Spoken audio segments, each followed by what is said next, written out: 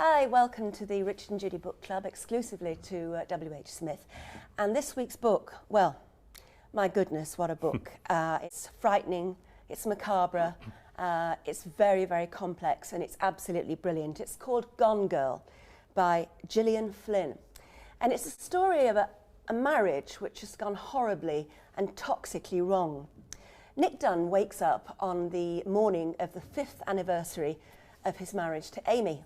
Straight away, his attitude towards her is frighteningly ambivalent. The book is written partly from Nick's point of view, partly from his wife's point of view, and you can see the difference in their attitudes towards each other.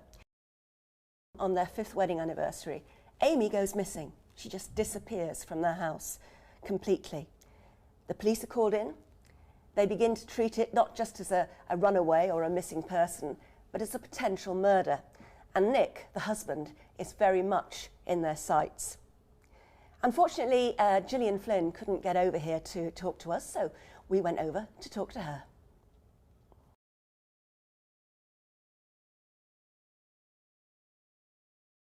I knew I really wanted to get into marriage, and I knew I wanted to create kind of almost a marital thriller, like a thriller told through the lens specifically of a relationship and the things that we kind of do to each other during relationships and the power plays of it. And I liked the idea of marriage as a really long con, sort of like that we start any sort of relationship by putting our best self forward. And I think that's kind of what love is like you almost start believing that you are that best self and that so you feel wonderful in this relationship and everything. Well, no one can pretend to be someone who's perfect forever. And, a couple of years, 2, 3, 4 years, you do become sort of different people than the people you tricked into marrying you. And so I wanted that to take that to a really intense high degree, and that these two people fell madly in love with each other and then found out that they were madly not supposed to be together. And to tell it, so I knew I wanted that structure, and I wanted it that he said, she said, back and forth, and I wanted them to be unreliable narrators. I've always loved unreliable narrators. I love that sense of unease you get when you start thinking, oh, this person I've trusted myself with might not be trustworthy. And so as you go forward, you really have to kind of decide who's telling the truth. Is it Nick telling the truth that he didn't kill his wife, or is it Amy, leading you to believe certainly that things, are not as Nick is presenting them?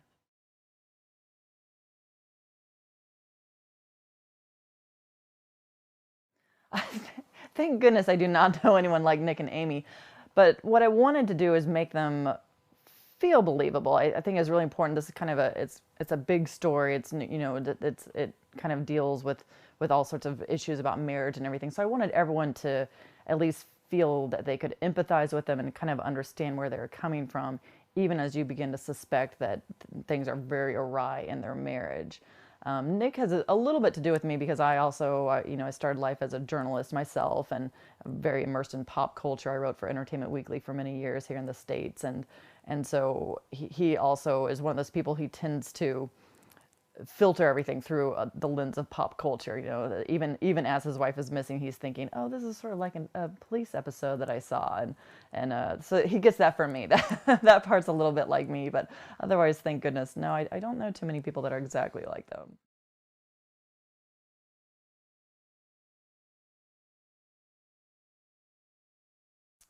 I like them both. I like them. I think the writer has to like the characters that they're writing, or a reader can sense that they don't like them. And so, would I want to drive cross country with them or have them as my roommate? No, but I get where they're both coming from, and there are certain things I like about them. They each have a sense of humor, and they each are very smart people, and even though they're doing these awful sort of things, I understand where they're coming from, and that's why I kind of include a little bit about their childhood in each of the books, because in each of the stories, because I feel like if you do that, if you know where someone's coming from and why they are that way, I feel you're usually much more empathetic toward them.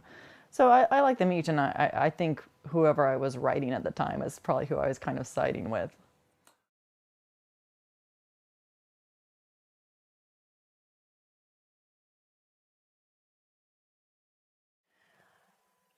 I didn't care if they are redeemable, I guess, is the answer to that question. I didn't seek to make them irredeemable or not. I think they are actually redeemable characters for me.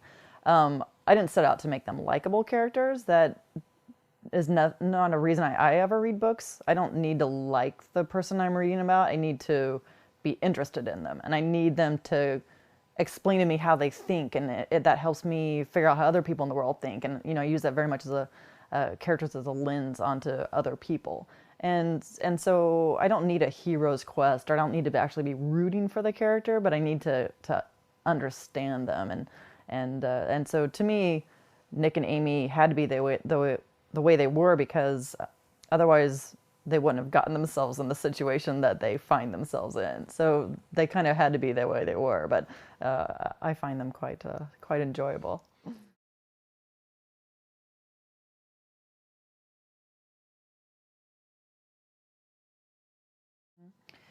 I knew I wanted the recession to feel very present, and the end of work for a lot of people. And certainly as I was writing the book, that was what was at the height of the recession in the States. I had just lost my job. I'd been laid off. And so Nick has that in common with me again. It's that sense of, well, if you can't do what you thought you were going to do the rest of your life, what that takes away from a person.